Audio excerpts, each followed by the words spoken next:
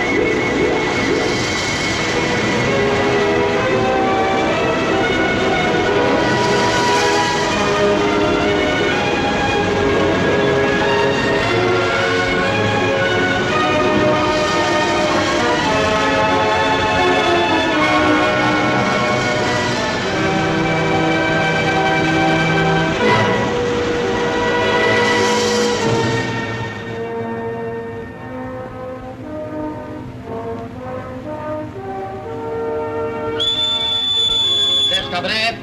Down! Turn aft. Right and left. Turn!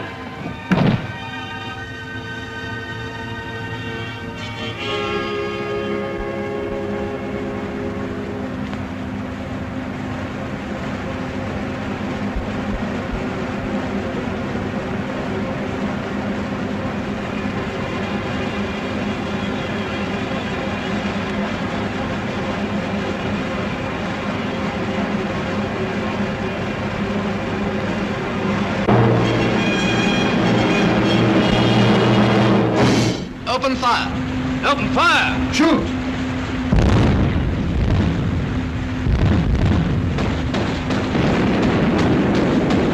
Look at the Huns, sir. They're jumping overboard in full marching order. Cool, look at that. Come in. The water's lovely. Go on, look at them. Somebody must have blown a whistle. They're on!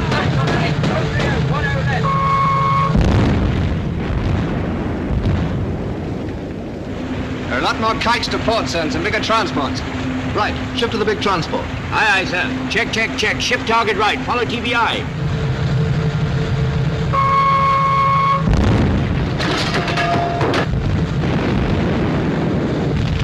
Can I fire torpedoes at the transport, sir? All right, Top, you can get your own molders off this time, but not more than 2 at any transport. Aye, aye, sir. Flags make to the division train tubes to port. Aye, aye. Ready, port. Main office, make Tommy port.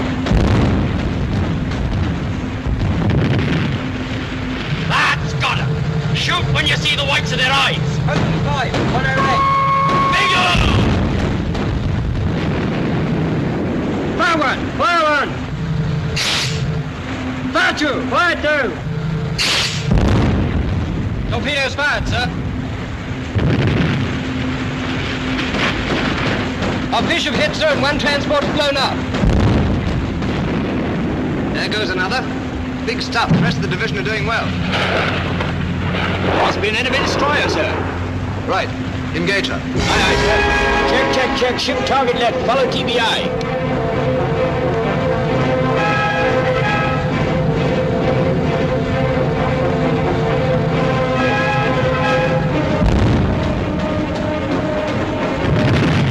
Take the signal from our mothers.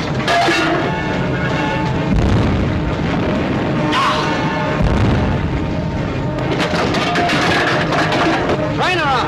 Later on! Left gun ready. Right gun ready! 040. 10 left.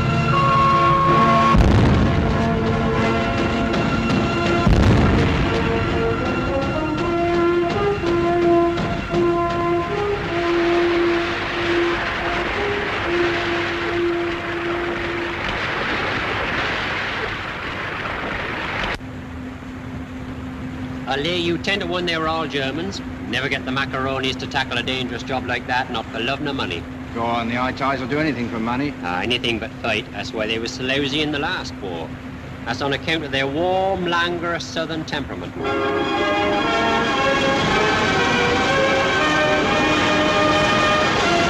Okay, sir. Thanks, Noddy. Thank you. Here comes the dawn of a new day, Flags, and I shouldn't be surprised if it were a fairly uncomfortable one. Yes, sir. It's a very pretty sky, sir. Somebody sent me a calendar rather like that last Christmas. Did it have a squadron of Dorniers in the upper right-hand corner? No, sir. That's where art parts company with reality. Yes, I'm afraid you're right, sir. Cigarette? Thanks.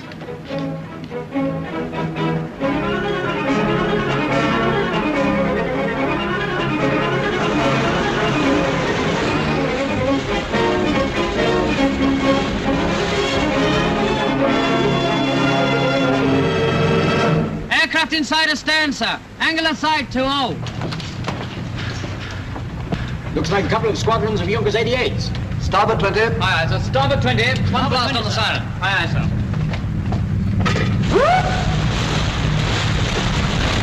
Aircraft inside bearing green 17 now, angle of sight 20. Short-range weapons. Aircraft inside starboard. Stand by for dive bombers.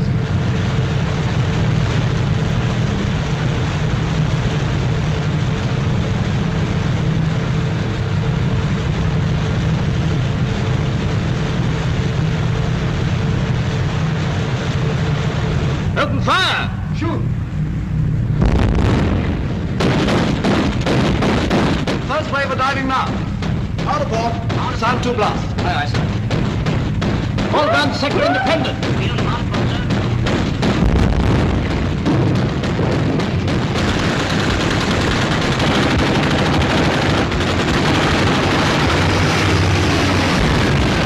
Hold everybody.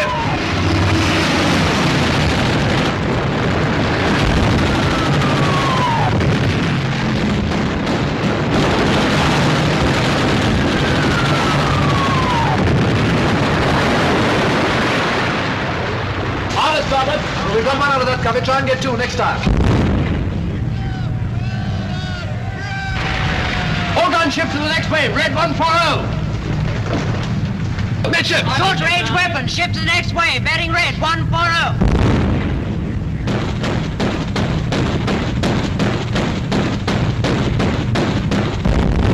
Out of starboard. Sound 1 blast. Aye.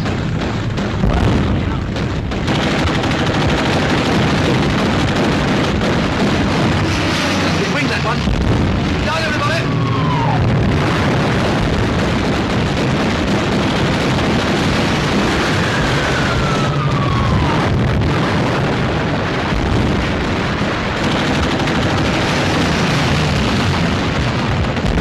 Midships. Aye, aye, sir. Midships. Another wave on the port side, sir. Starboard. All is starboard.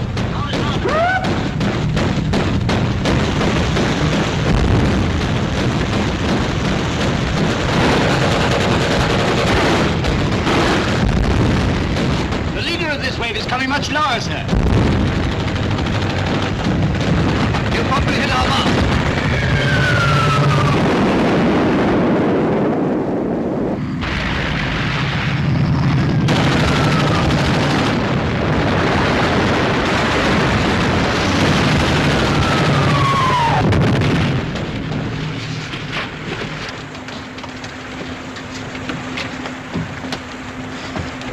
Well done.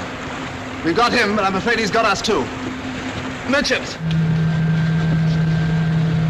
Midship, sir. Carry on firing. Here comes the next wave. All guns are still in action, sir.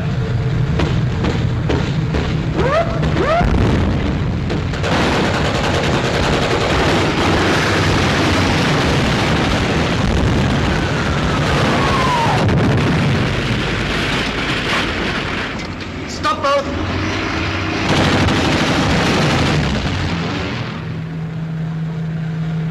No answer from the engine room, sir. The telegraphs must be shot away. I'm afraid we're going over. Pass the word for the hands not at the guns to cast loose the galley floats.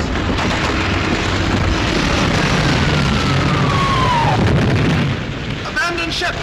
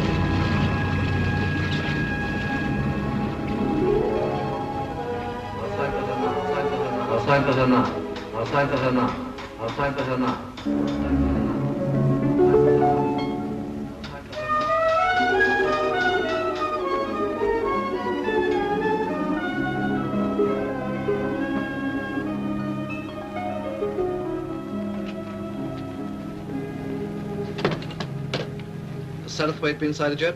No, sir, but it's just on 10 o'clock. Stop that hammering for 1 minute, Edgecombe. I can't hear myself think. Aye, aye, sir. You better tell number 1 to fall in the hands on the quarterdeck. Aye, aye, sir.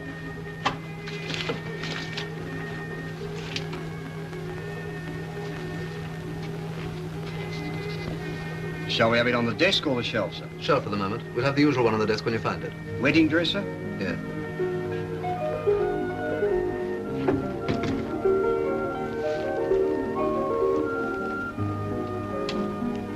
It's here, sir. Good, give it to me.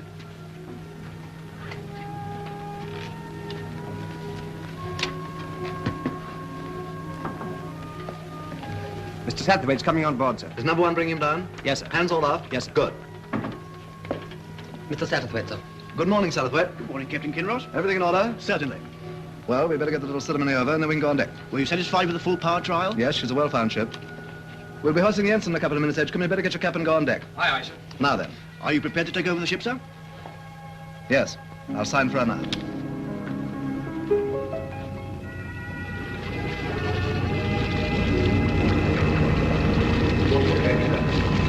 Watch your head, sir. Watch your head, sir. Watch your head, sir.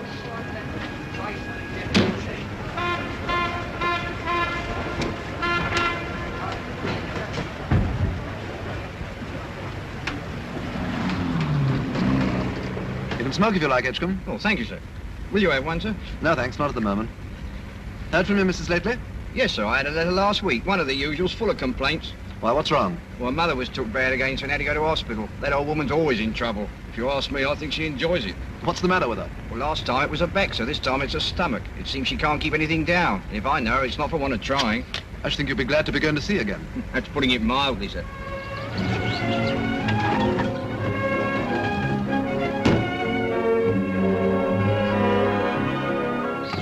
Darling, Hello, darling. thought you were never coming. Everything under control? Oh, far from it. We've been in an uproar all day ever since your telegram came. Hello, Bobby. We've been waiting for hours and hours. Mine wanted us to go to bed, but we wouldn't. We saw the ship, Daddy, we saw the ship. We took our tea on the cliffs and saw it go by, quite close. Not at Larry her. Oh, that's right, son. She looked beautiful, Teddy. It was thrilling. How fast was she going, Daddy? Was she going 40 knots? Oh, good heavens, no, she's only doing about 20. But she can do more than that, can't she? You bet she can.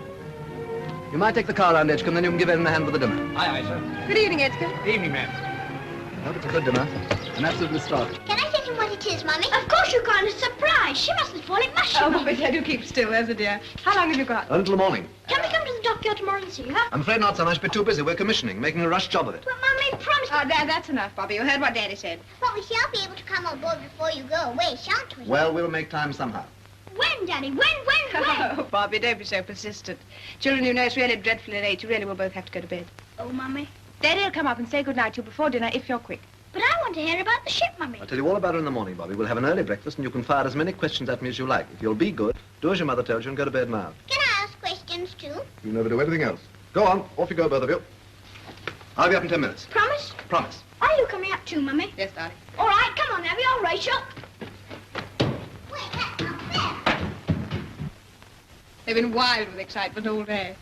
Darling, you must be exhausted. I'll get you a drink. What would you like, whiskey and soda or a cocktail? Well, seeing as how it's a gala evening, let's have a Kinross special. I guessed it. It's all ready, only wants the ice. I made a private bet of myself that you'd forget Elaine and Equantra. Wrong again. I had a sort of feeling this was an occasion. Were the trials satisfactory, darling? Were you pleased? More than pleased. She's a lovely ship, beautiful manners, does what she's told without a murmur. Why are you making such a rush job of the commissioning? Oh, I don't know. I like getting things done quickly. Is that the only reason? We're living in strange times, darling. It's as well to be prepared for anything. Yes, I suppose it is. Nothing to worry about. No, of course not. Here, try this. It may be a bit too sweet. My love. My love. Just right, not a bit too sweet. Miss me? Of course not. I never gave you a thought. I've been much too busy. That's right. What's the surprise for dinner? Grouse. Maureen sent us a brace from Scotland. Good for Maureen. There's a girl with a really fine perception. They're a bit high. I expect you'll like that, won't you? That new dress? No, darling. I've had it for ages. I swear I've never clapped eyes on it before. Only about 20 times, my love. Perhaps it's you that look new. As good as new, anyway. Is there going to be a war, do you think? Yes, I think there is. Oh. No good worrying about it till it comes. Not much good then, really. No. Don't be sad.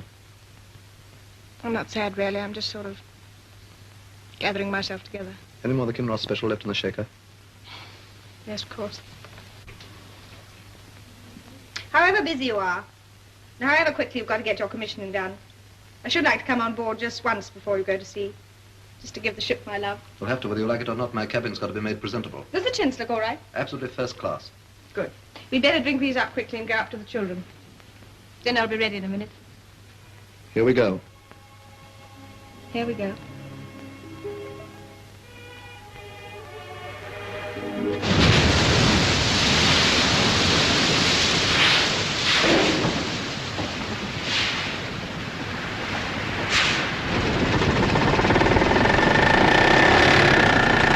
Swim to the float! Swim to the float!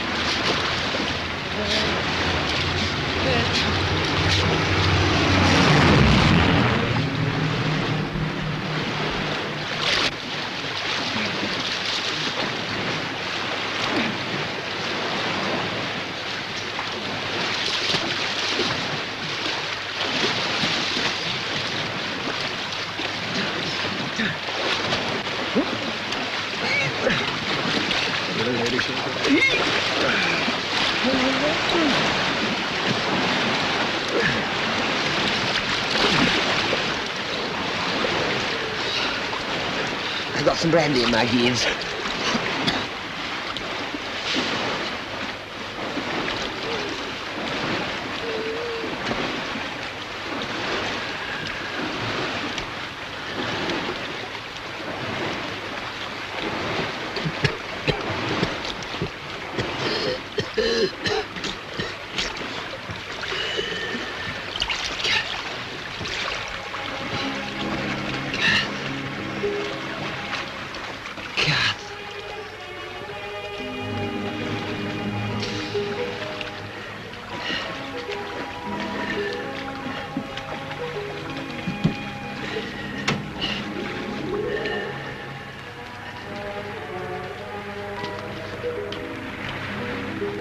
Here's the paper, dear.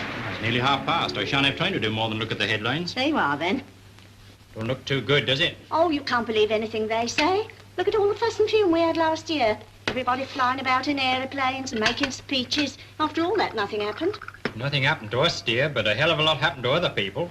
Do you really think we're going to have another war? Looks like it to me. Well, I'll believe it when I see it. If you ask me, you're going to see it quicker than you bargained for. I don't believe that Hitler'd be so silly. What would he expect to gain by having a war? World domination. That's what that little rat's after. You mark my word. Well, they haven't got enough to eat in Germany as it is. Mrs. Blackett's nephew, you know the one that travels in underwear, come back from Berlin 2 months ago. He said they was all half-starved. Well, I can't help what Mrs. Blackett's nephew says. I think we're for it. Well, if we have another war, I give up. See? After all we went through last time.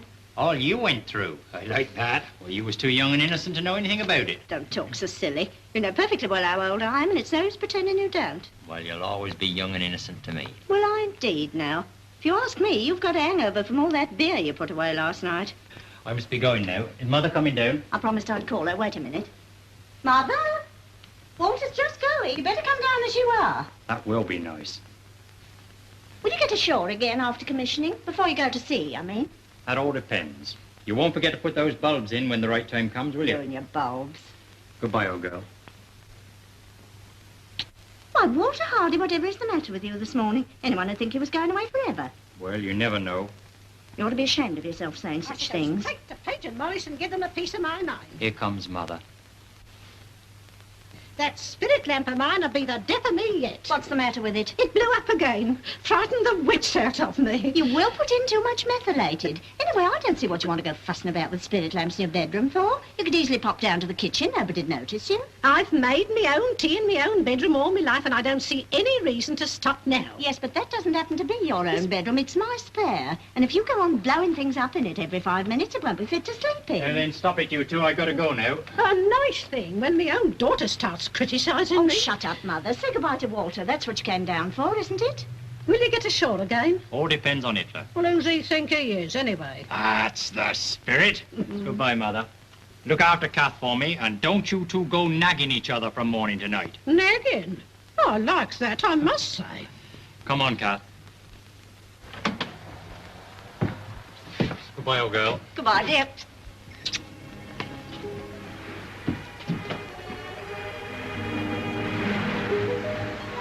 Ship's company. Huh?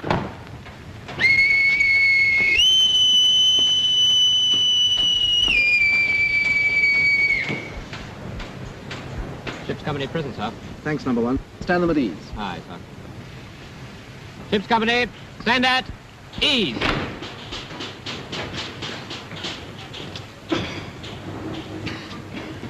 Break ranks and gather round.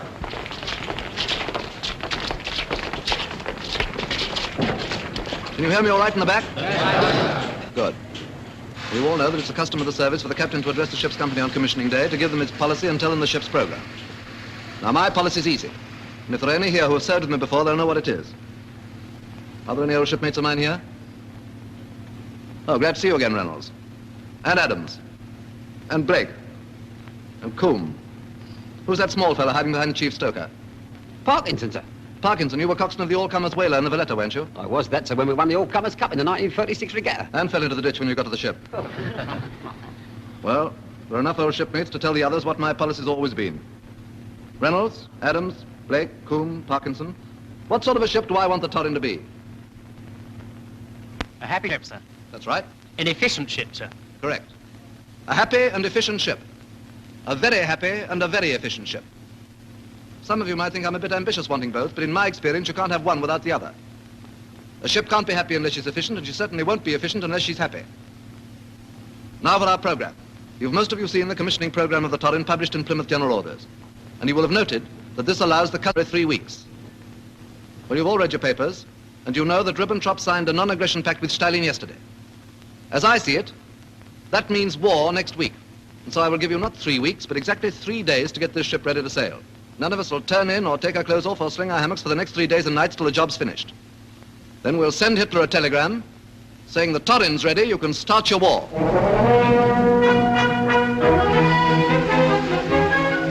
You 4 bring in the sugar, you 6 gas masks, you 4 nutty and canteen stores, and I'll join you and bring in the rum.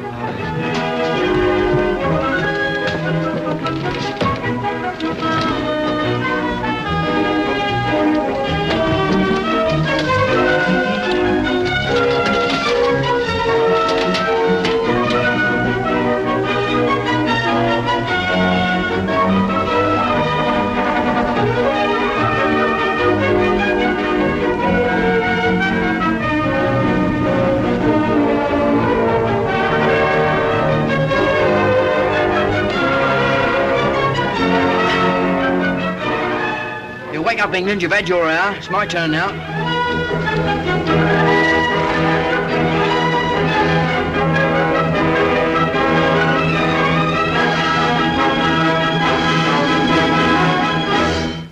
Here is an announcement.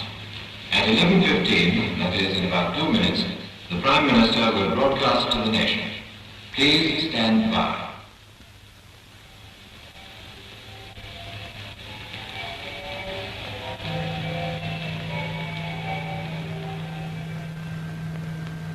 I am speaking to you from the Cabinet Room at 10 Downing Street.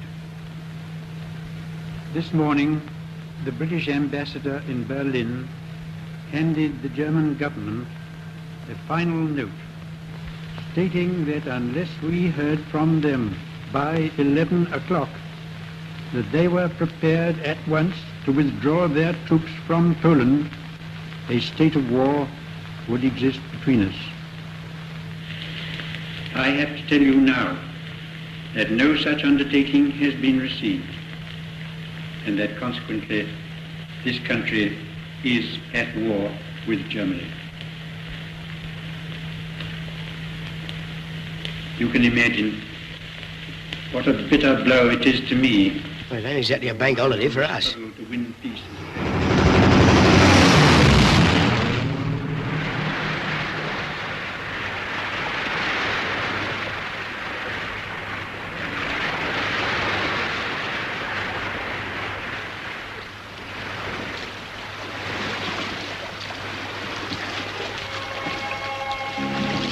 She's still afloat. Yes.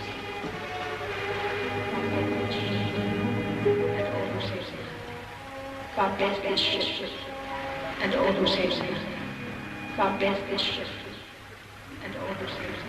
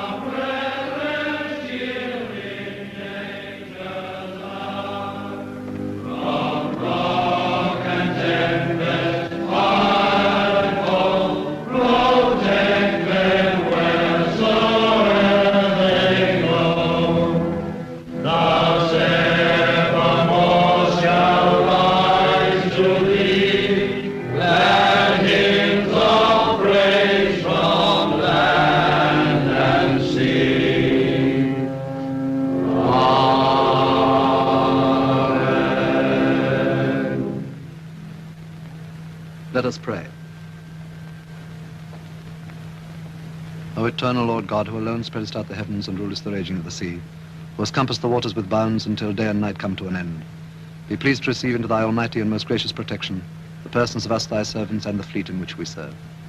Preserve us from the dangers of the sea and from the violence of the enemy, that we may be a safeguard unto our most gracious sovereign Lord, King George and his dominions, and a security for such as pass on the seas upon their lawful occasions. That the inhabitants of our island may in peace and quietness serve thee, our God, and that we may return in safety to enjoy the blessings of the land with the fruits of our labors, and with a thankful remembrance of thy mercies to praise and glorify thy holy name. Through Jesus Christ our Lord. Amen. You'll now sing the carol on the back of the hymn card. Good King Wenceslas looked out on the feast of Stephen, when the snow lay round about, deep and crisp and even.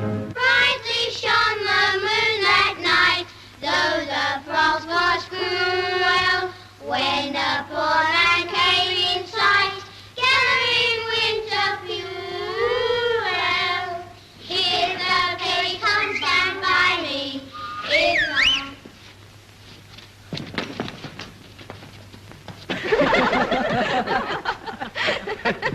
kid's been at it all day. Beats me why their mothers let them do it. Oh, it's the Christmas spirit, Mum. I'll give them Christmas spirit. Coming home with their feet sopping, getting colds and giving them to everybody else. Now then, Mother, this is the time for goodwill towards all men. Can't have you grumbling just if it was an ordinary day. Me grumble? Well, I like that, I must say. I remember in the last war spending Christmas in the Red Sea. We was coming home from Aden. Hot, you could have fried an egg on the deck. The Red Sea can be hot, all right. So can the Persian Gulf. I was out there 2 years ago in the Worcestershire. The fridge went wonky and everything went bad, including the language. Oh, dear. Certainly see life in the big ships. We don't do so badly in the small ones, you know. Oh, they're off again. Stop them, somebody. I'm not starting anything. It's a darn sight more lively in a big cruise than a destroyer. It stands to reason, doesn't it? You don't do no such thing. You're a Marine, you are. You don't know nothing about destroyers. What's the matter with the Marines? Well, Bert, I'm afraid I'll have to tell you. Where would the Navy be if it wasn't for the Marines? If there wasn't a Navy, there wouldn't be no Marines. Oh, shut up, you two. Who cares anyway? Well, that's a nice way to talk and no mistake. You, the mother of a sailor. And the mother-in-law of a Marine. Pass the port wine and don't talk so silly. I'm as dry as a bone. Mum's quite right. What's the sense in arguing? We wasn't arguing. We was having a friendly discussion. You'll be saying next it was a friendly discussion last night in the Green Man. While you had the old place in an uproar. Bert, I give you a toast. The Royal Marines. God bless them and a happy Christmas to every man jack of them.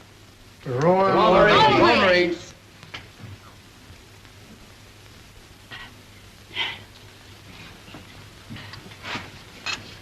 Thanks, Shorty, old man. I respond to your toast in a fitting manner.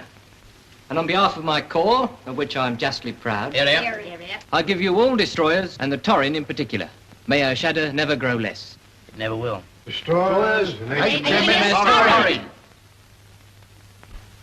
I should like to take the opportunity of this festive occasion to drink the healths of one and all present, and to thank a kindly fate for so arranging that my ship should have to come home for boiler cleaning 2 days before Christmas. A bit of luck which I think any sailor will tell you is little short of a bloody miracle. Walter, can you? You know I don't like you using that word.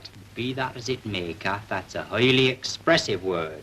What's more, that's been bound up with naval tradition since times immemorial. I have heard it whispered in the RAF. Well, be that as it may, I would like to add that I consider we're all very lucky to be all together on this happy day, taking into account the fact there's a war on and the whole of civilization happens to be trembling on the edge of an abyss. There now. What did you say, Kath? I only said there now. Well, don't say it again, dear, because you know it only puts me off. What are you giggling about, Frida, if I may make so bold? Nothing, really. It's just the way you talk. What you young flibbity-gibbets don't seem to realise is that this is a very important war indeed. War or no war, you certainly like listening to the sound of your own voice, all right. Now, let him get on with his speech, Kath. Try and stop him. I will treat these paltry interruptions with the contempt they deserve, and go on to propose the health of one who's very dear to me. She's a creature of many moods and fads and fancies. She is, to coin a phrase, very often uncertain and coy, hard to please. But I'm devoted to her with every fibre of my being, and I hereby swear to be true to her in word and deed, so help me God. Ladies and gentlemen, H.M.S. Torrin. H.M.S. Torrin. Ladies and gentlemen, the King. The King. We can smoke now, can't we? Yes, of course. You promised to pull the first one with me, Mummy. Come on, Mary, take a strong grip and pull. Come on, old girl. Enjoying myself? Very, very much. That's absolutely wicked. You ought to have a hat made like it. Doesn't the tree look sweet? Alex and I spent hours fixing it. It's the best Christmas I've ever had. Is it? Yes. Stop whispering, you two. You know, Robin, you really oughtn't to have put them next to each other. We ought to drink to them. Come on, everybody. To the newly betrothed. The newly betrothed. Newly betrothed. What's betrothed, Daddy? The beginning of the end, my boy. Well, on behalf of my fiancée and myself, thank you very kindly. As Flags and Maureen are so bashful, I think it only right and proper that you should make a speech, Alex. Oh, no, honestly, I couldn't. Come on, Alex. Oh, Teddy, I'll never play you. Oh, dear. What am I to say? Happy Christmas. Just you wait. Come on now, silence everybody. Her Worship the Lady Mary is about to declare the bazaar open. Don't let him get you down, Alex. Ladies and gentlemen, I'll begin by taking my husband's advice. Hooray! And wishing you all a very happy Christmas. I'm sure Elizabeth and June will back me up when I say I'm going to deliver on behalf of all wretched naval wives, a word of warning to Maureen, who's been unwise enough to decide to join our ranks. Yeah. Dear Maureen, we all wish you every possible happiness. But I think it only fair to tell you in advance exactly what you're in for. Shame, shame. Speaking from bitter experience, I can only say that the wife of a sailor is most profoundly to be pitied. To begin with, her home life, what there is of it, has no stability whatever. She can never really settle down. She moves through a succession of other people's houses, flats, and furnished rooms. She finds herself having to grapple with domestic problems in Bermuda, Malta, or Weymouth. We will not deal with the question of pay. That is altogether too painful. What we will deal with is the most important disillusionment of all. And that is... Stop her, somebody. This is rank mutiny. And that is that wherever she goes, there is always in her life a permanent and undefeated rival, her husband's ship.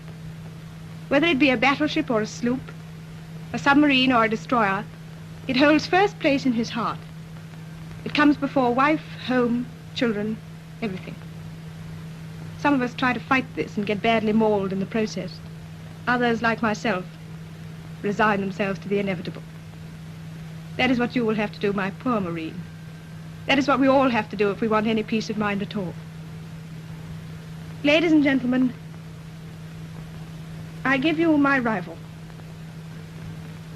It's extraordinary that anyone could be so fond and so proud of their most implacable enemy. This ship. God bless this ship and all who sail in her.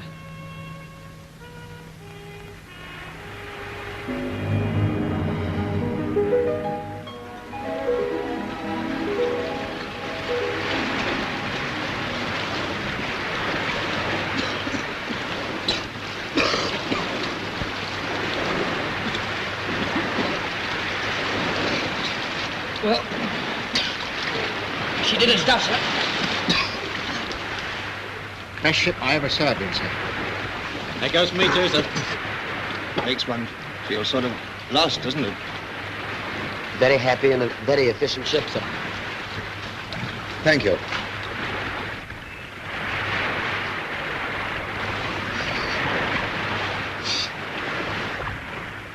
Better wipe your face, H.M.S. You don't want to get that oil fuel in your eyes. Aye, aye, sir. Well, you know what I like now? Nice hot cup of tea. I'd like a nice beer myself. Look out! Here come the bastards back again. Keep your heads down, get as low as you can. Miss Butterfingers.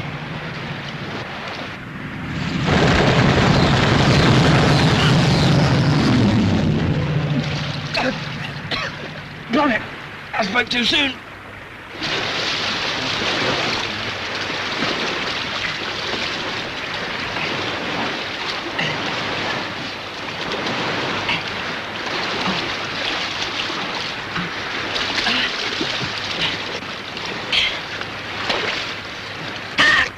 They get you badly? Don't rightly know, sir. Knife somebody. Cut his sleeve carefully.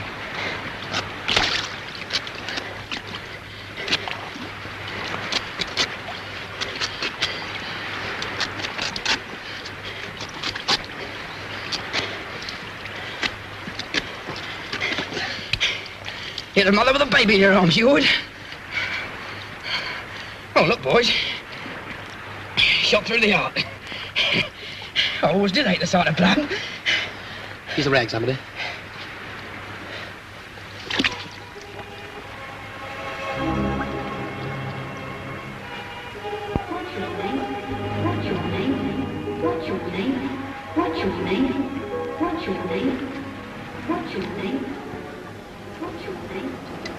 Quite a loving cup, isn't it? Never know your luck. I always say travel broadens the mind. Now then, Saucy, you keep your hands to yourself. Want a drop, dear? No, thanks. Come on, it won't hurt you. I'd rather not, thanks all the same. I don't like it. Oh, fancy that now. Ever so sorry, I'm sure. If she doesn't want it, she doesn't have to have it, does she? Who do you think you are, anyway, Father Flanagan? Here, playing him, there's a dear. I didn't know we was in Sunday school. Some people don't know when they've had enough. What was that you said? You heard. You ain't got cloth ears. Here, miss, you change place with me. No, it's perfectly all right, really. Now, come, you'll be more comfortable in the corner. I'll be ever so much obliged, I'm sure, if you change places with me, too. My mother always warned me never to sit next to sailors. Pity she didn't warn you about a few other things while she was about it. Shut up arguing, pal. You'll have a fag. Life's too short.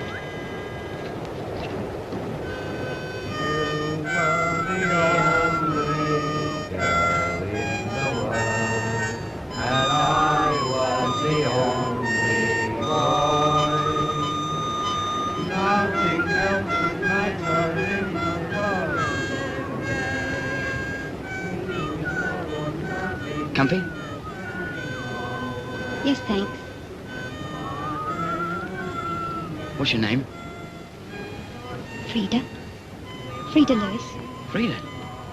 Oh, it's a pretty name, isn't it? Is it? You mind if I smoke? Of course not. Have one? I don't mind. These are special H.M. ships only. We get them in the canteen. My uncle by marriage is in the Navy. He's on a destroyer. Oh, isn't it a coincidence now? So am I. No. He's a petty officer. They call him by a funny name. Yeah, we often call petty officers funny names. It begins with a B. It generally does. Oh, you are awful. What's your ship? Oh, well, I'm not supposed to tell you that now, am I? It's careless talk. Yeah, you can tell me. I'm in the same firm as you might say. Well, Chief Buffer, that's what he's called. He's on the Torrin. Well, it's a small world and no error. Here, Joey. Our Chief Buffer's her uncle by marriage. Makes you sort of Siamese twins, doesn't it? This is my friend Joey Mackridge, Miss Lewis. How do you do? Pleased to meet you, I'm sure. What's your name?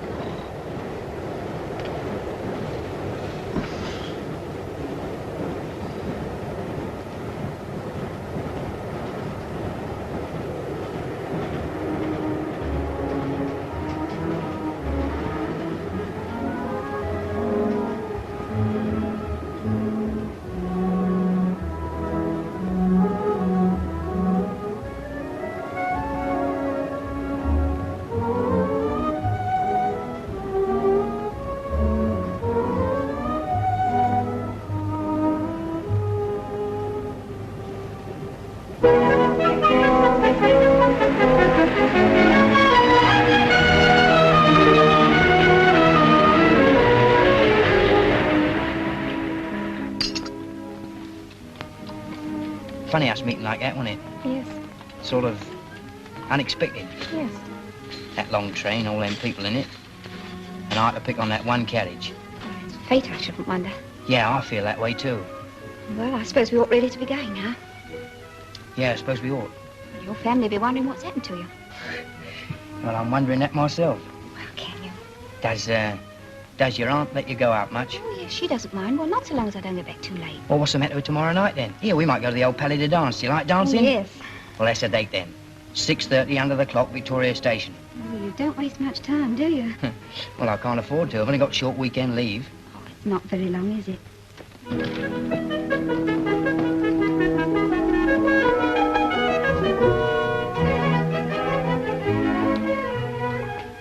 Well, here we are.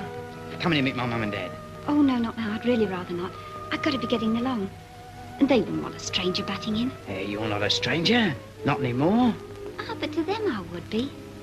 Give me that bag, there's a dear. Not until you say it's okay about tomorrow night. Oh, you are awful. 6:30 under the clock, Victoria Station.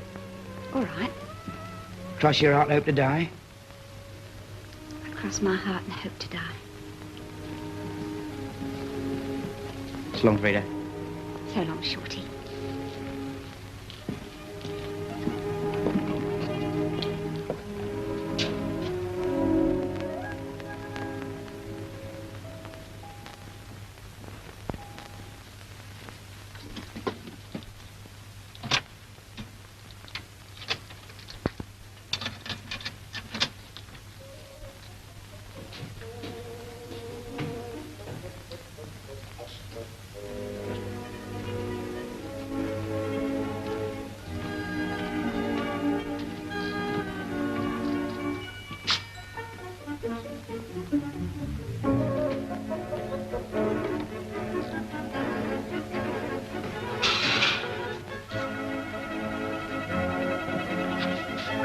Mum?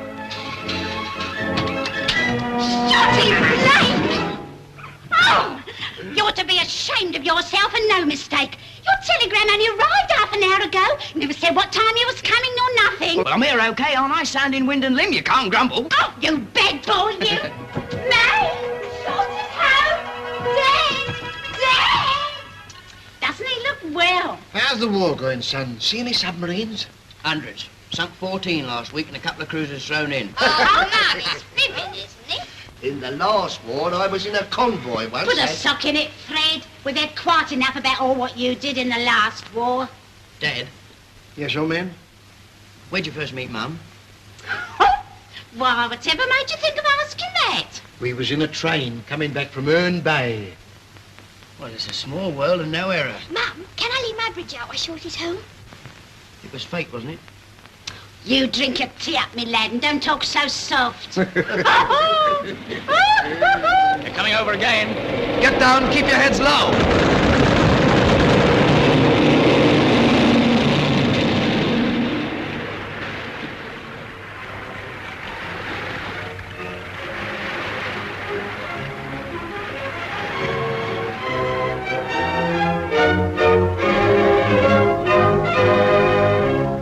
Now, nice and still, everybody, please. Steady. A nice smile. It seems only yesterday it was in a strap. Hold it. Bye, Ma.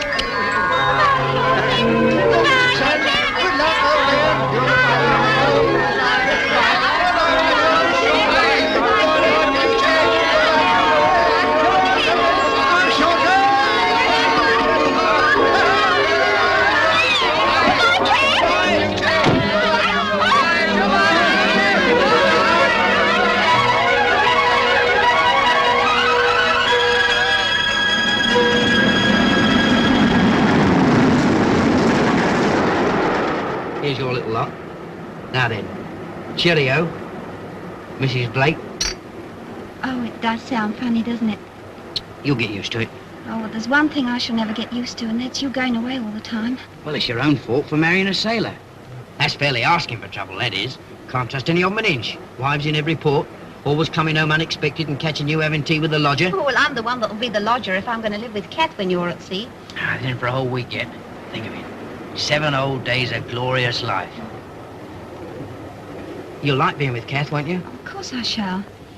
It's just you being away and me wondering what's happening to you that I won't like. Proceed with the following operations as ordered. 1, give us a kiss. 2, chuck us another of Mum's sandwiches. 3, cheer up and remember this isn't a funeral, it's an honeymoon. And 4, give us another kiss. Now then, ship's company, chat! Oh, little Shorty, you're crashing me blood. Someone will see us. Oh, God! Hello, Blake. What are you doing here? I'm on my honeymoon, sir. Well, that's splendid. Congratulations. Thank you, sir. This is my wife, Mrs. Blake. How do you do? Well, pleased to meet you, I'm sure. Alex, come and meet one of my shipmates and his wife. They've just been married. Ordnance Seaman Blake, Mrs. Blake, my wife. How do you do? I hope you'll be very happy. Thanks, Elsa.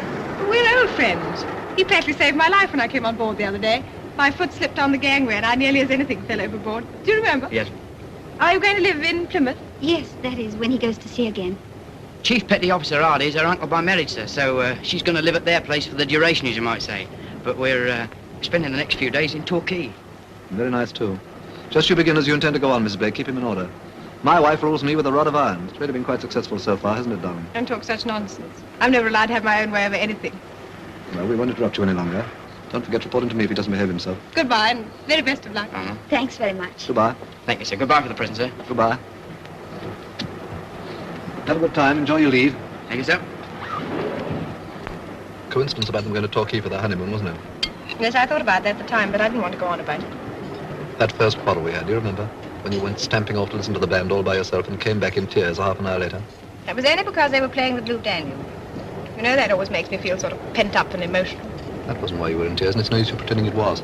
If I was in tears at all, which I hotly deny, it was probably because that was the very first time I discovered what a horrible, disagreeable character you have. Still, it was a good honeymoon, as honeymoons go.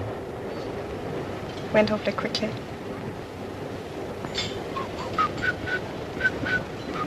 Stop it, Teddy. I refuse to be made sentimental in the middle of a great Western lunch. Eat up your delicious piece of railway fish and behave yourself. What's the matter? That thing positively haunts me. I'd have given my eye teeth for a chance of a show like that. Never mind, darling. There'll be lots of other shows and lots of other chances before the war's over.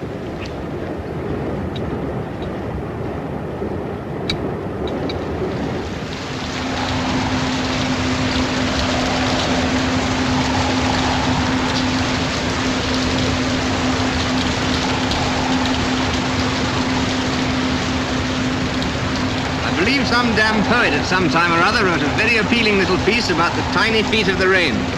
There's a man I'd like to meet. I'd kill him. Well, I'm going down to the wardrobe. Keep a stiff upper lip, old boy. 5 on 6, 2 on 3, and 10, just what the doctor ordered. Doctor hasn't ordered a damn thing apart from a few doses of cascara and 1 splint since the ship commissioned it. That, I may say, is what's getting the doctor down.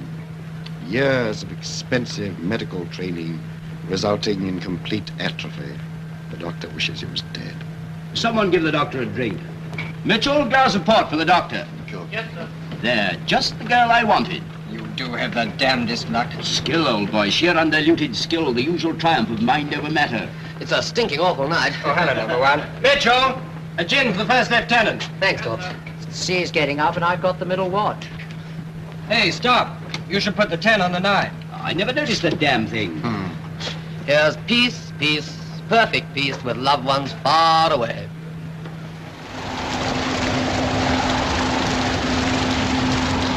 Feeling all right, old man? Yes, why? Sure there's nothing wrong, not running a temperature or anything? No, of course not. I only wondered. First time you haven't been late for a watch since recommission. You're 2 minutes early. I'm sorry, sir. It won't occur again, sir. Bearing green, Bingo, vessel on fire.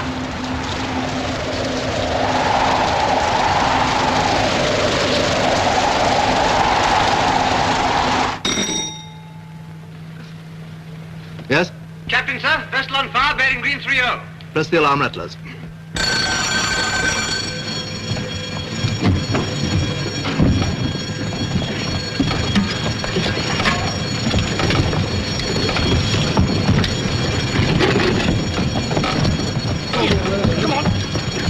Dreaming I was in a Turkish harem surrounded by gorgeous girls and some fatty us to go and sell old action stating. I wonder why he was pinching me.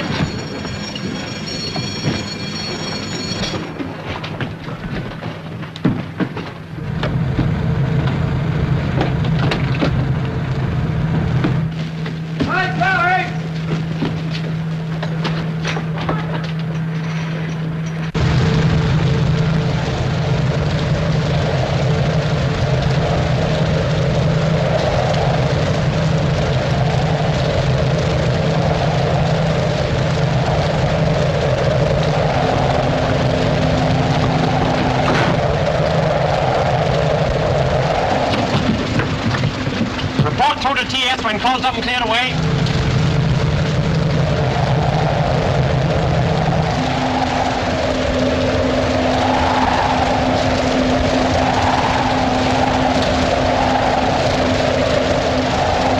Looks like a line of destroyers.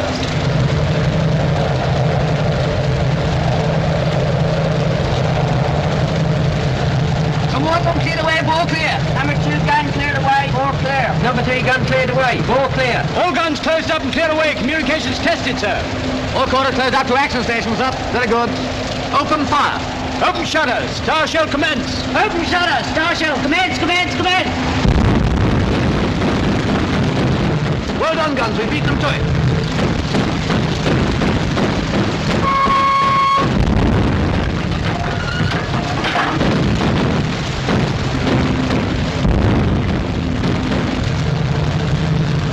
They fired now.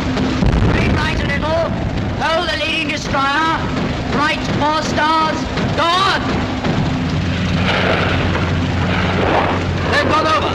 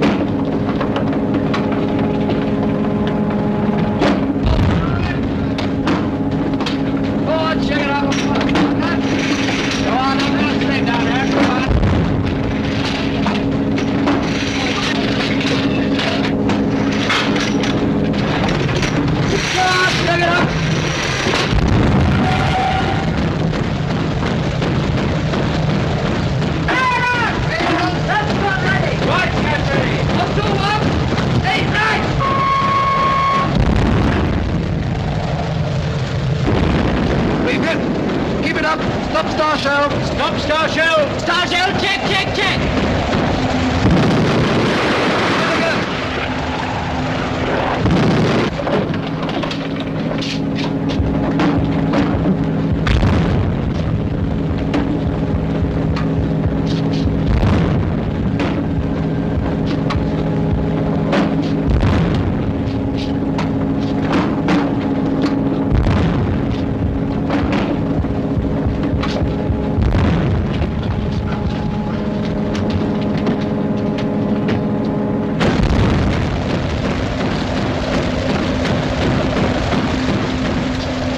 Torpedo track starboard, sir.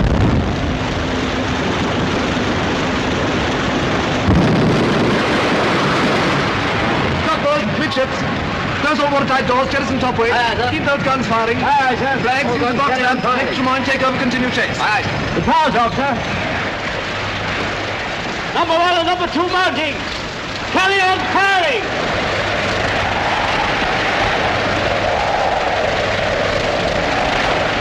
Number 1 and number 2 mounting. Carry on firing.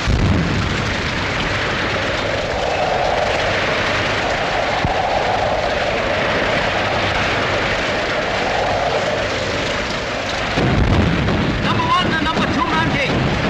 Carry on firing.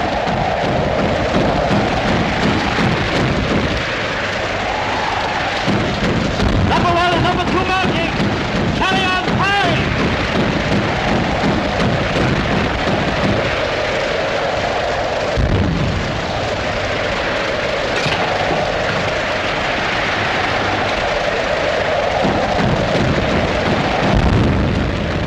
Number 1 mounting.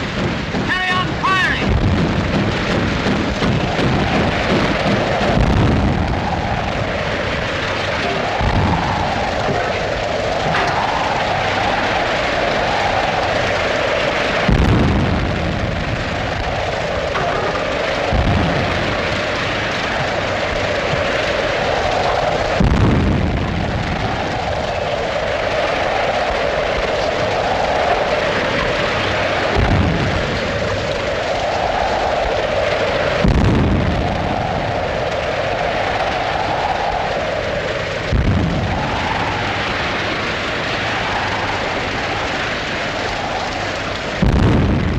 Let me know when you're ready. Look out. Here she comes.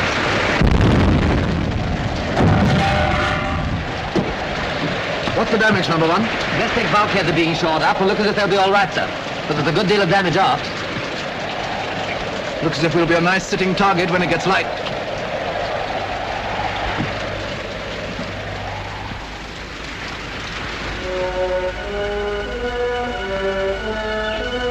Is Captain D alive?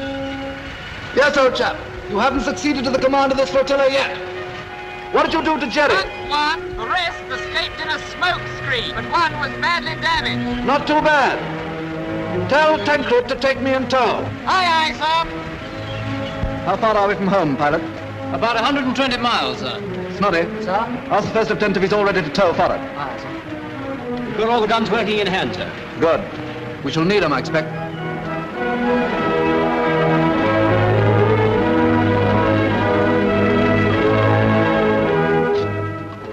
Well, Blake? Thermal. How are you feeling? Fine, sir, thank you. Got concussed a bit, didn't you? Yes, sir, I think I did, sir. The first lieutenant tells me that you stood by the gun even when most of the crew were knocked out. Is that true? Well, sir, somebody had to do it, sir. You did damn well. I'm very proud of you. Thank you, sir. I want to see my captain. All right, old man. I'm here. Don't try to talk. Just rest.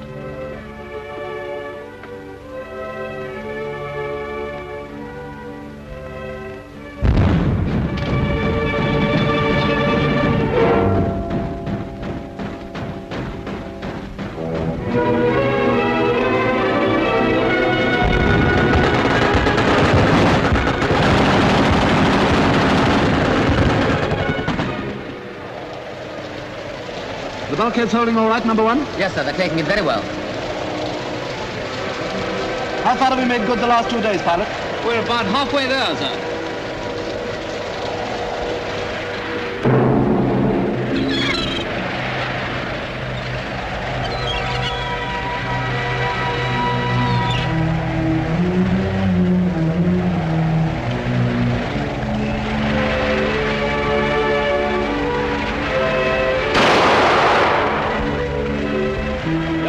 to be here soon. Nice nippy little fighter squadron. Neat but not gaudy. That's what we want. Wish they'd get a move on. Little time, old boy. I'm sick of wallowing about here like a sitting duck. It gives me the jitters.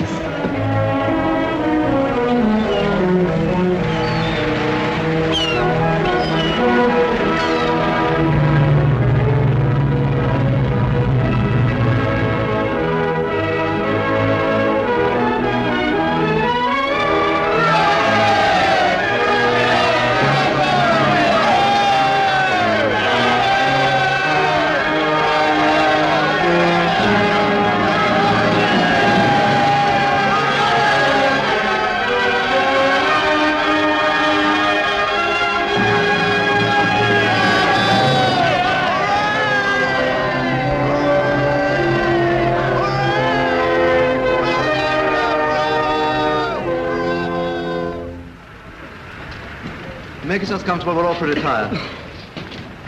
There are one or two things I want to say to you. First, I want to tell you that I'll hold a short memorial service next Sunday for our 36 shipmates who lost their lives, and return thanks that the old ship herself came safely through with so many of her complement. I expect that Hitler is even now conferring the Iron Cross on the man who claims to have sunk us. Secondly, I want to tell you that you all did pretty well in the trying time we've been through. When a torpedo hits so small a ship as a destroyer, the result is bound to be fairly devastating, if not fatal. And I can understand the tremendous temptation to think of your own skin first and of the ship and your shipmates second. I suppose in a way it's gratifying to feel that out of a ship's company of 244 men, 243 have behaved as I hoped and expected they would. One man, however, did not. That man has been brought before me, charged with leaving his post without permission. I needn't tell you how serious an offense of this nature is in time of war, nor how drastic is the punishment that normally follows. You will be surprised, therefore, to learn that I have let him off with a caution. Or perhaps I should say with two cautions. One to him, and one to me. For in a way, I feel that what happened was my fault. This man has only been in the Navy for 6 months. He's only been in this ship for 2 months. Even so, I feel that in that time I should have been able to make it clear to him that I did not expect and would not tolerate such behavior. I feel that I should have been able to get at least that much of my creed across, but I've failed. I will not punish a man for an action for which I must hold myself largely to blame. But I should like you all to know that after this, there will be no more cautions. The next time we run into trouble, and as leader of a striking force, this ship's bound to be in plenty more scraps, I know that come what may, no one will fail to do his duty to the very end. Thank you all for making my task so easy, and the Torrin a ship to be so very proud of. Carry on, number one. Aye, aye, sir. Ship's coming in. Huh. Turn forward. This.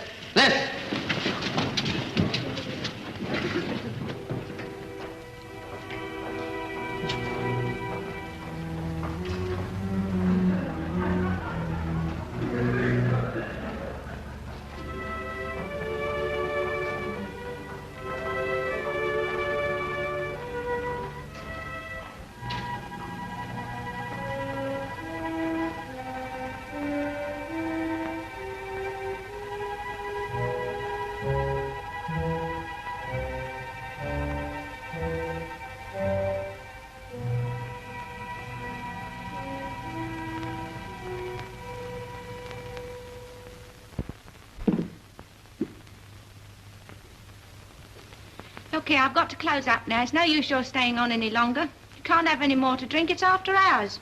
Well, what's the matter with having some music? If you've got a penny, you can have it. If you haven't, you can't. I have. Well, put it in the slot then. That's what it's there for. Oh, well.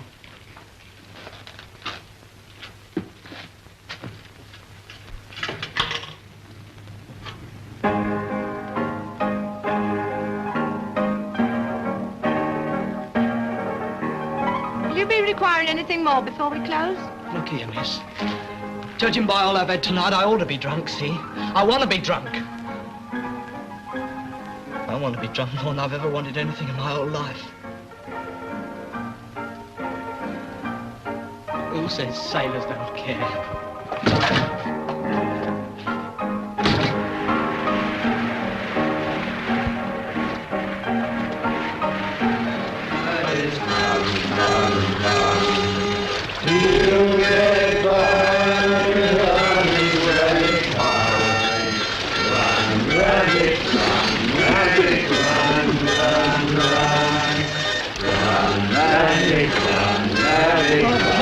Shoot, for God's sake. Anything to oblige.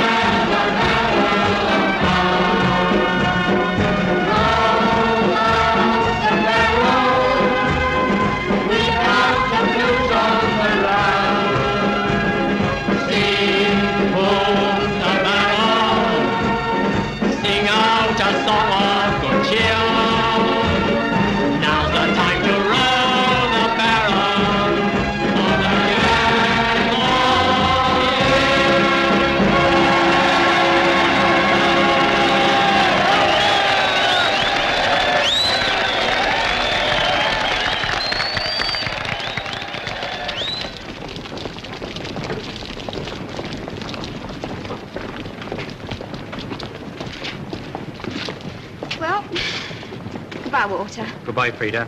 Don't go overexerting yourself now. Sure, Kat. Be good. Go on, Frida. Go on up to the gate with him. I'll wait here.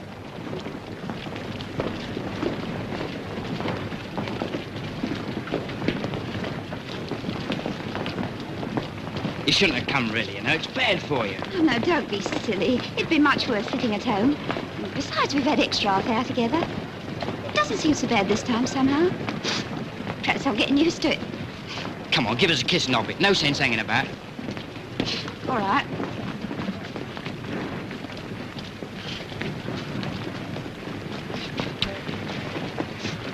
Now then, none of that. Go on, be a good boy. Don't get your feet wet.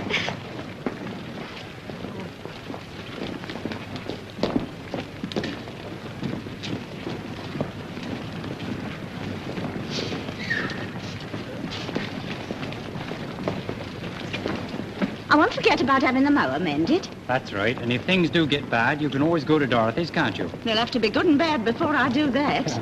All right, obstinate. Cheerio. Cheerio.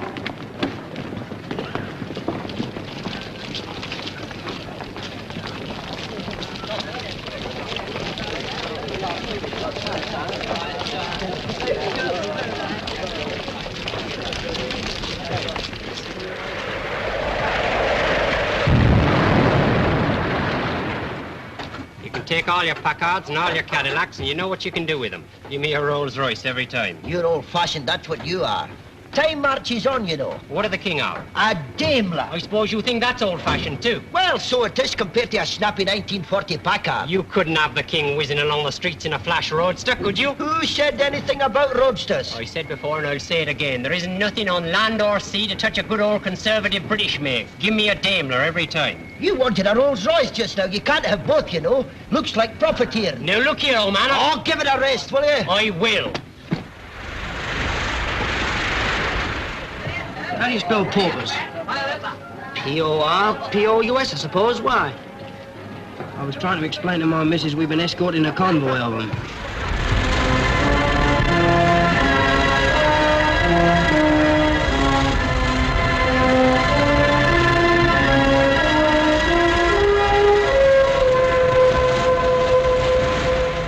Anybody seen the chief after the royal raspberry he got this morning? Poor old chiefy. He hasn't been into lunch yet.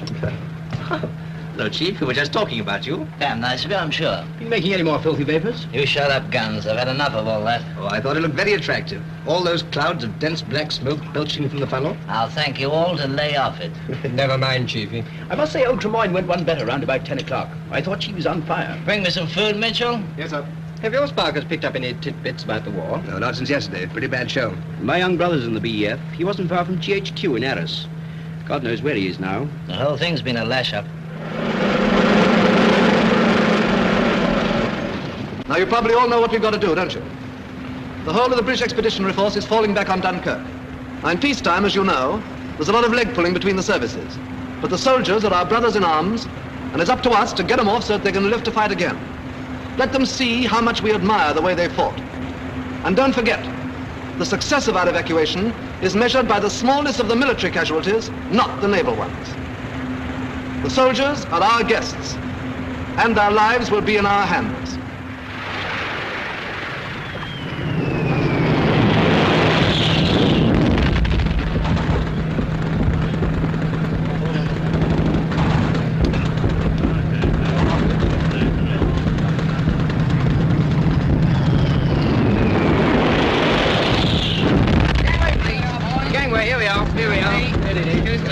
Mind your bags. Here, Pops. Wet and warm. Don't examine it too closely. Hold on, Johnny, hold on. Here, mate. Try dipping the biscuit in the cocoa. You can't hurt the cocoa and you can save your teeth. Here, champ. The champagne will be along in a minute. That'll be hot, too. Come on, Joey, up this way. Mind your bags, please. The woman's work is never done. Here, mate. Coming up. Here. Hey, don't you want none? Can't hold it, son. My hair's gone wonky. Go off, Mo. Here, Joey, give us a couple of them biscuits. Yeah.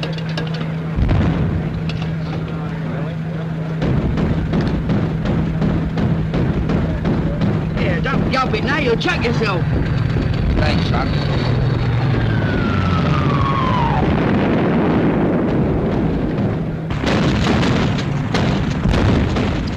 Why did we never think of this for 11s in the mess, Jasper? It's damn good. It's just ordinary bottle, rather heavily laced with sherry. Port 20. How's the old country looking now, sir? I feel as if I've been away for years. We've been away quite a while, too. We put it up north every now and again to refuel. The country's looking much the same as usual the last time I saw it. Gentle, you know, not exactly smug, not exactly warlike either. They'll always be in England, eh? Well, I suppose that's as good a conviction as any. Good deal better than most, if I may say so, sir. Good deal better than most, if I may say so.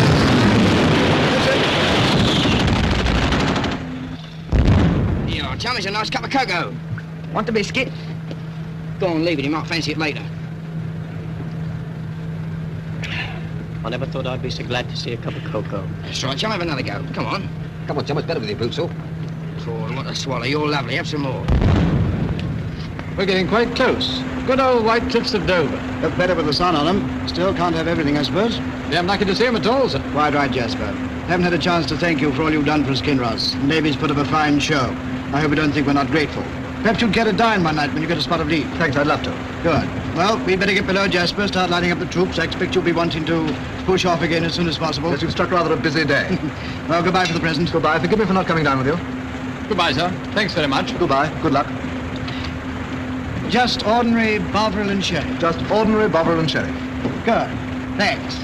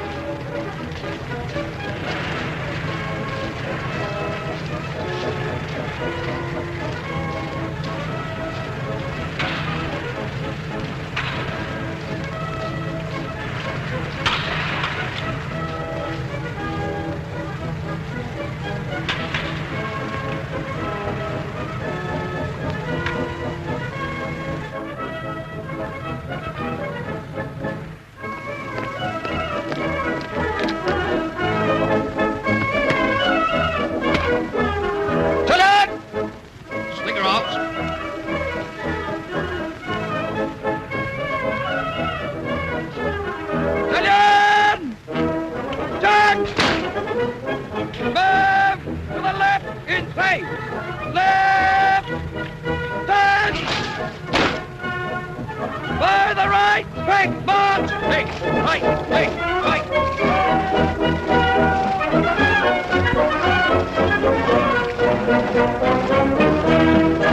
If I wasn't so tired, I'd give him a cheer.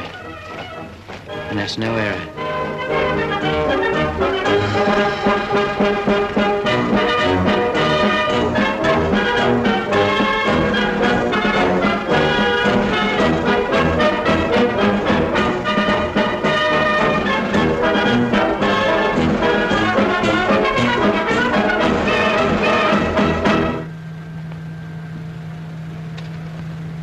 Ready to slip, number one?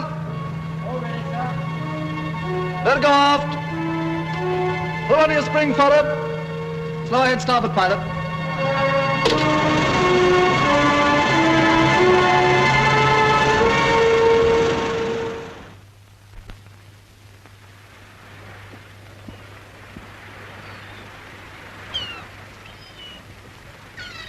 You'd never think there was a war on, would you? But there isn't. Not just for a minute, that is. We've got 5 more whole days. Flat calm. Looks like a piece of grey silk, doesn't it? My auntie had a dress that colour once, and she sent it to the cleaners, and it come back all spotty. Funny. Think this is such a little island, isn't it?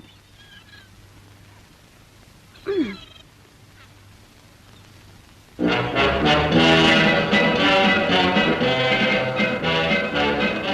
He's got France now, and France is only 20 miles from England. Makes you think, don't it? Mummy, Chicago won't eat sausage roll. That's probably because you've spoiled him so dreadfully. Look, Bobby, that one diving's a hurricane. No, it isn't. That's an ME-109. Like the one they brought down last Tuesday. Bobby, don't speak with your mouth full.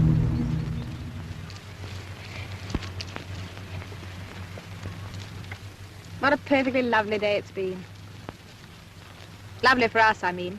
I suppose that's very selfish of me, isn't it? Extremely.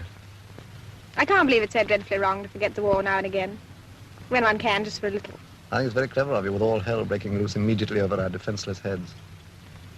I made the most tremendous effort and pretended it wasn't real at all. They were toys having a mock battle just to keep us amused. It's the most shameful confession. Sheer escapism. I don't care. It has been a lovely day. Sun's been shining and the country looks so green and sweet and peaceful. And you are on leave, even if it's only till the day after tomorrow. Teddy, I wonder where we shall all be this time next year. A lot might happen between now and this time next year.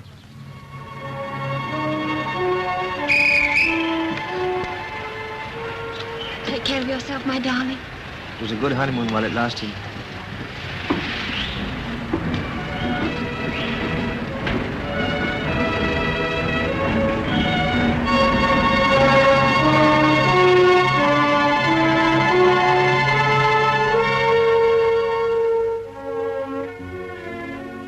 Tweedledee smiled gently and began again. The sun was shining on the sea, shining with all his might. He did his very best to make the billows smooth and bright.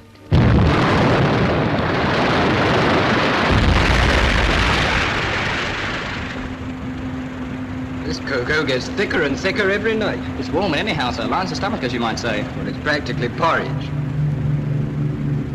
There goes another lot, sir. Looks as if poor old Plymouth's going to get it again. Well, I will say one thing for that bit of fish. There may not have been much of it, but what there was tasty. It's that Mr. Morgan. He always favours us. It's Peter that gets round him. The moment we got to the shop this morning, up he'd come with a chair as if we was royalty. Oh, he's all right if only he wasn't quite so nosy. How are you feeling, dear? Fine, thank you. That effort from Shorty must have cheered you up. Oh, I wish he was home. And I wish that ship would get a bit damaged, not so that anyone was hurt, mind you, but... Well, just so as he could get a little bit of leave. Never mind, dear. Men must work and women must weep. That's what I always say. That sink's topped up again. It never rains, but it pours. We'd better get Mr. Luton in. He was blitzed out last week. Don't know where he's moved to. Anyone to see my scissors? Yes, I've got them. Here they are. Thanks, dear. Oh, dear, they are again. A bit later than they were last night.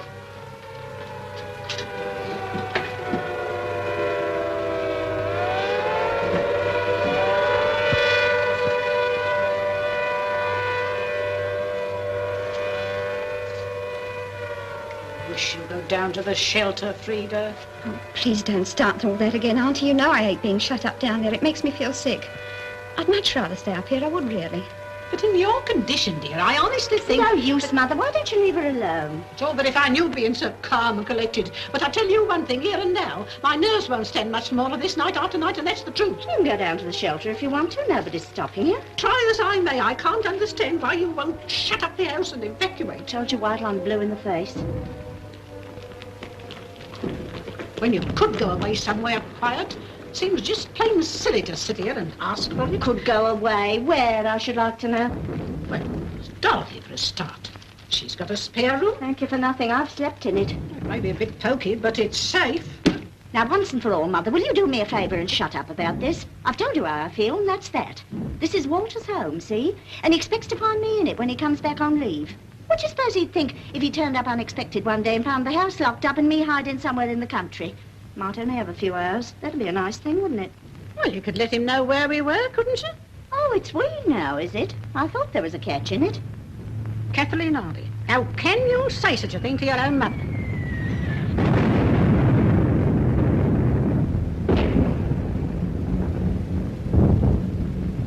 Well, I'm sorry, but you make me tired sometimes, really, you do. Sure, I'm only trying to be sensible. What about the garden and Walter's bulbs that he's so proud of? Who'd look after them? Oh, bulbs don't need any looking after. They just come up. Come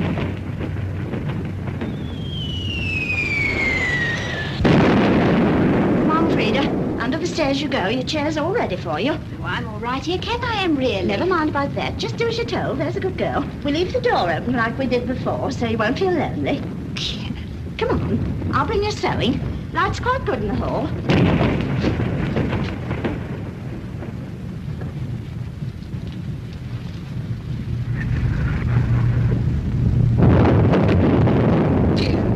That sounds like a landmine. No, just an ordinary HE. Landmines make more of a rumble.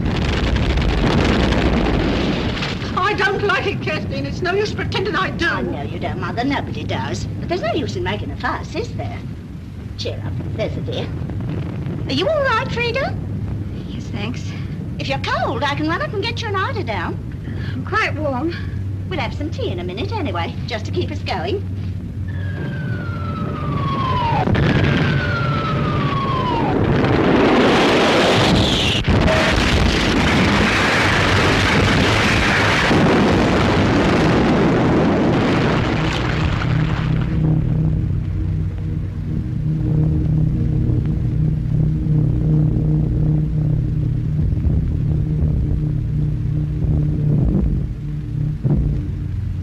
Right you are. Back. Carefully now. Whoa, back, slow. Whoa, whoa.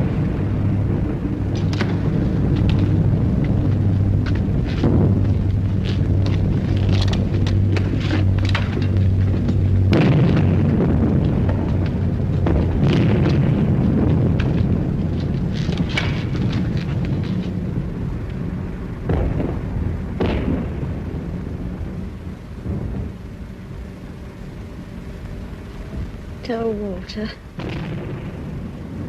Tell him I didn't want to leave the house.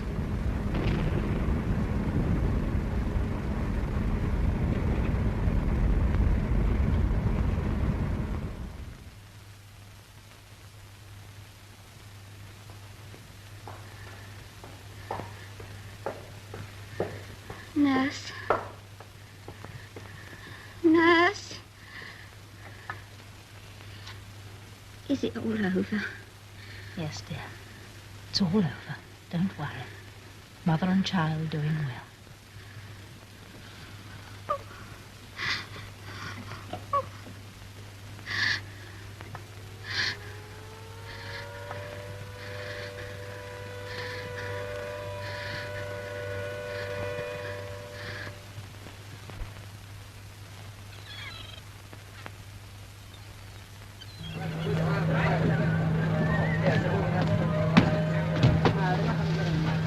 This is the fourth time in 3 months we put into this dead and alive hole. Don't worry, Cop will be off again tonight, I should wonder. I know. There's no need to rub it in, but I'm chock-a-block with this place. Where could you go if you could get ashore? Look at it. Nothing but sheep and seagulls. Not even a tree. What do you expect in the north of Scotland? A blinking casino? There must be one bottle of beer somewhere in Scotland. Just one wonderful bottle of beer. Well, here comes Posty, anyway. Edgecombe, Blake, here we are, Shorty. Olette. Stick it on the table, will you? My hands are wet. Jordan. I expect it's a bill for my painter. Muckridge. Only one. That's right. From my young sister. After months of mucking about in the North Ruddy Sea, all I get's a letter from my young sister. Shut up grumbling for a bit, can't you? Cheer up, it may be bad news. Oh, dear, more trouble. What's up? Some fathead left the lid off the coal hole. My old woman fell down it. Joey! Joey! It's come! The baby's come. It weighs 7 pounds and it's a boy. Here, listen what she says. It was born in the middle of a blitz. What's the matter? Kath Hardy. Kath and her mother. The whole house went and they got killed. Mrs. Hardy? Yeah, my missus was living with him, you know. I wonder if anybody's told him. They hadn't got any kids, had they? No, they ain't got no kids. Oh. Suppose I'd better go and see if I can find him.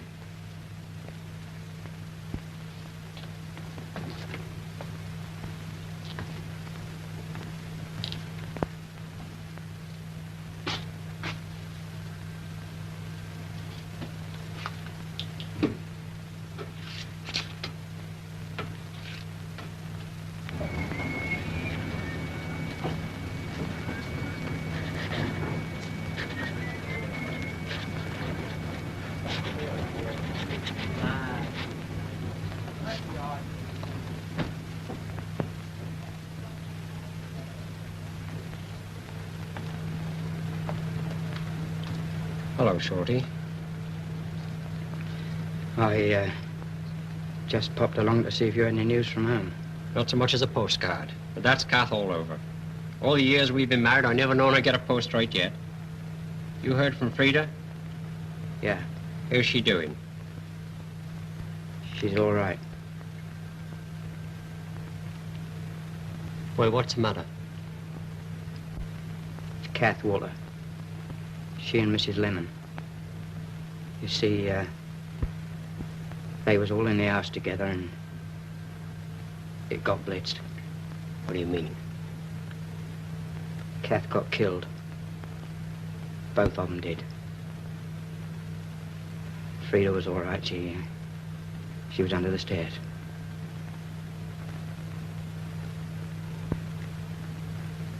Oh, I see. So, I thought I'd better come along and tell you, seeing that... Thanks, son. I'm much obliged. I'm much obliged.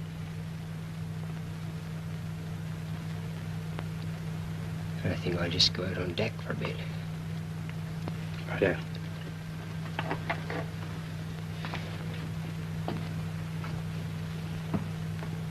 I'm glad Frida's all right. Yeah, she's fine. We got a son. I'm glad.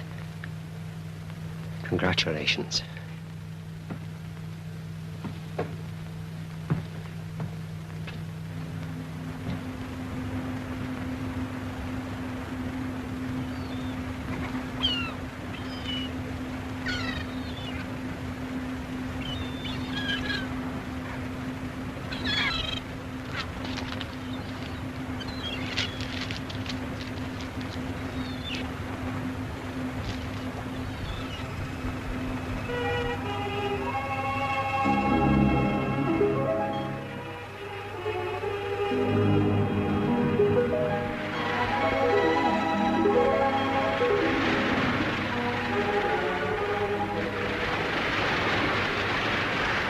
She's going, sir.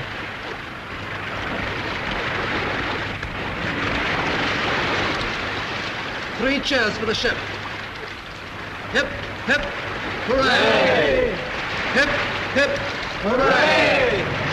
Hip, hip. Look out, they're coming again.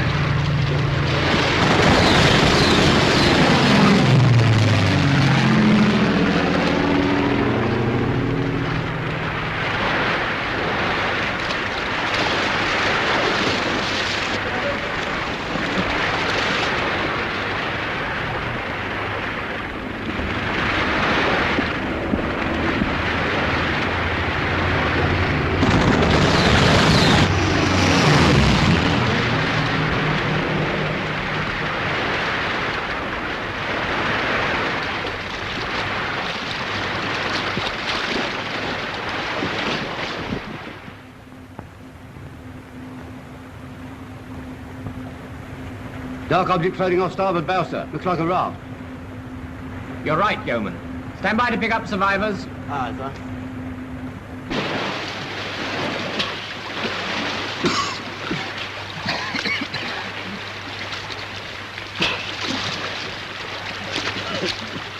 Keep up your spirits. I believe they've arrived at last.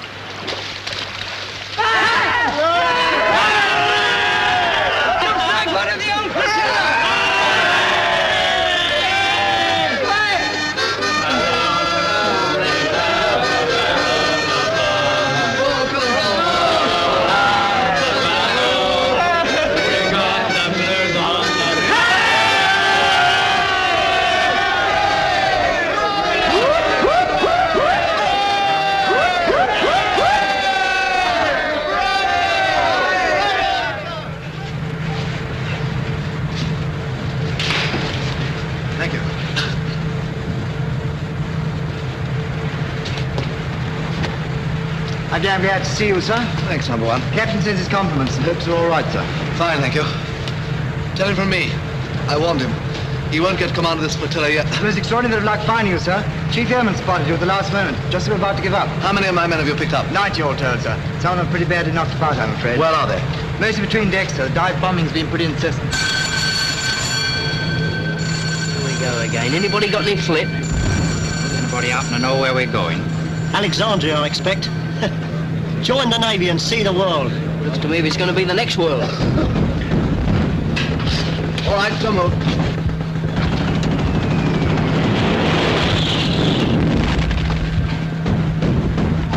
Glad you're okay, sir. Thanks, sir. Well, we're getting a bit worried about you, sir. Nothing like a good swim before breakfast. That's right, sir. That's you, stop.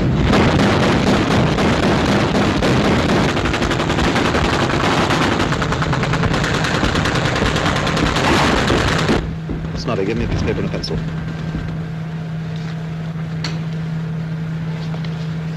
Right.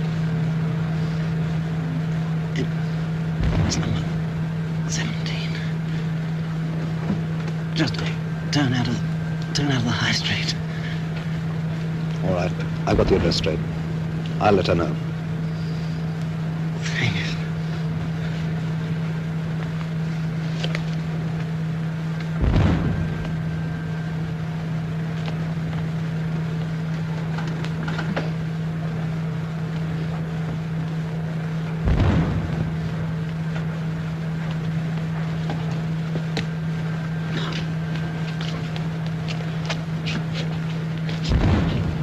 Oh, Sandy.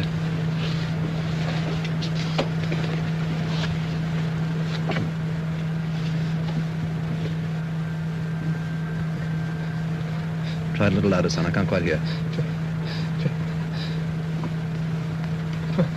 24 Greek Street.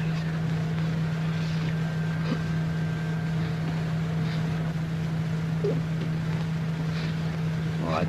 Don't worry. I'll write and tell them they can be proud of you.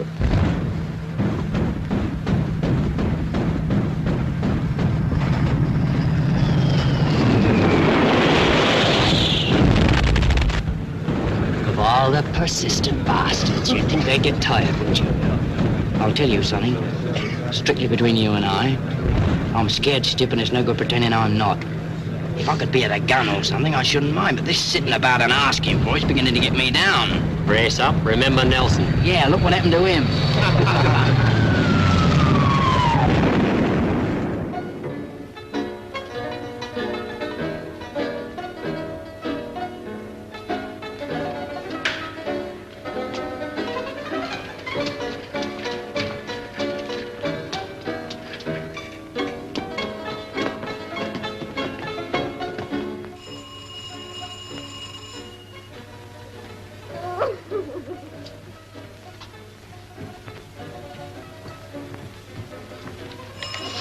Oh, all right.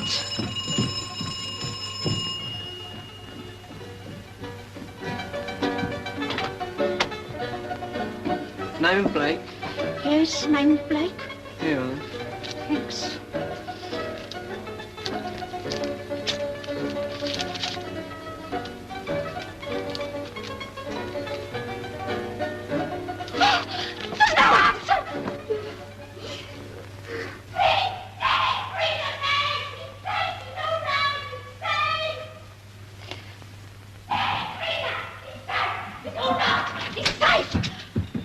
What is it? It's not. It's from him. He sent a telegram. It's from him himself. He's all right. My boy's all right. But the ship went down, didn't it? It said so in the papers. Look.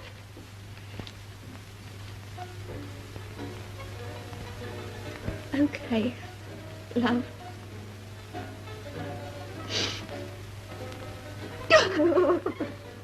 There, dear. There isn't nothing to cry about no more. Shall I wait for an answer? Oh, just a minute, I'll see. Can we go down to the village after tea, Mommy? I want to go on my bicycle. I want to go on my bicycle, too. You can't. You've got a flat tire. But I'm going to pump you down again. The girl's waiting for an answer, Mum.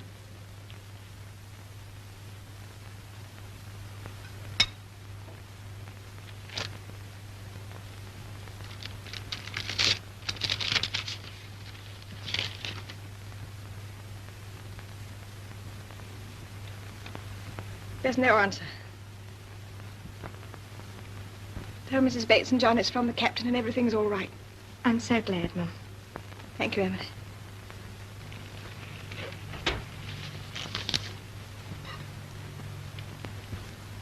Darlings, it's from Daddy. He was picked up and taken to Alexandria. He's quite safe. Oh, Mommy!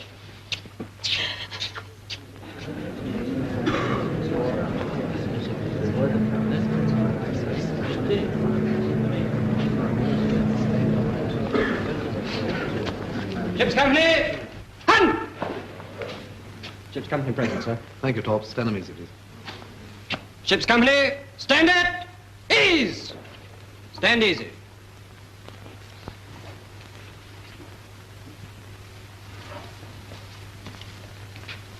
Come a little closer.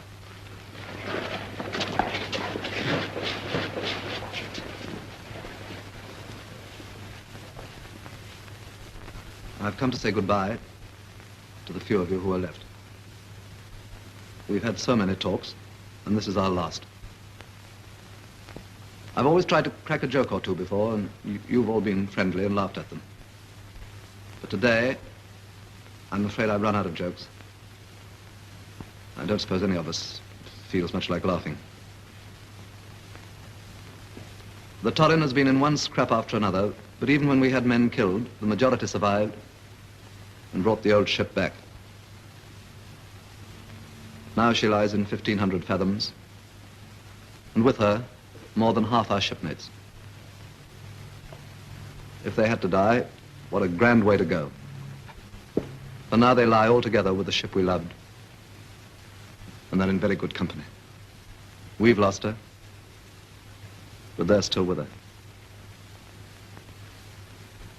There may be less than half the Torrin left, but I feel that we'll all take up the battle with even stronger heart.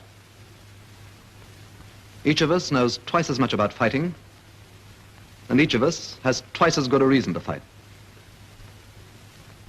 You will all be sent to replace men who've been killed in other ships. And the next time you're in action, remember the Torrin.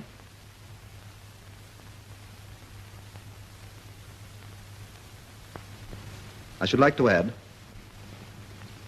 that there isn't one of you that I wouldn't be proud and honored to serve with again. Goodbye. Good luck. And thank you all from the bottom of my heart.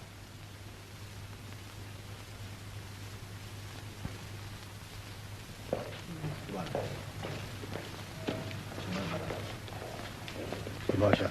Goodbye, Hackett. Goodbye. Goodbye. Bye, sir. Goodbye, Rawlings. Goodbye. Goodbye, sir. Goodbye. Bye. Goodbye. Goodbye, sir. Goodbye. Best of luck, sir. Thanks, Harry. Goodbye. Best of luck, sir. Thanks. Goodbye. Goodbye. Goodbye, sir. Goodbye. Thank you. Good luck, sir. Thanks. Goodbye. Best of luck, sir. Thank you. Goodbye. Goodbye. Best of luck. Thanks, Reg. Goodbye. Yes, sir. Very best of luck, sir. Thanks, Moon. Goodbye. Goodbye, sir. Goodbye, Fisher. Goodbye, sir. Goodbye, Morelli. Bye, Hollett. Goodbye, sir. Bye, Edgecombe. Goodbye, sir. Bon voyage. Thanks, Roddy. Bye, sir. Goodbye, Mickridge. Good luck, sir. Thanks, Blake. Goodbye. Goodbye, sir. Goodbye, sir. Goodbye, Hardy.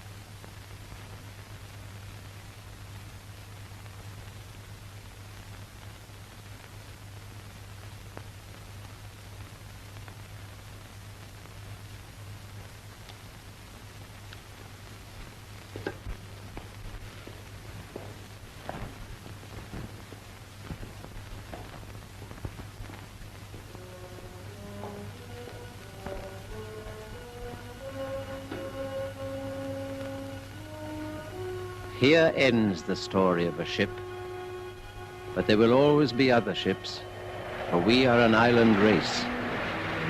Through all our centuries, the sea has ruled our destiny. There will always be other ships and men to sail in them. It is these men, in peace or war, to whom we owe so much.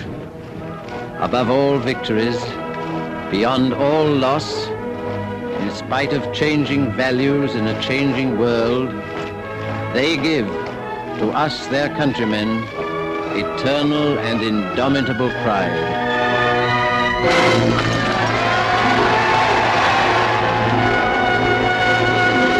Open fire! God bless our ships and all who sail in them.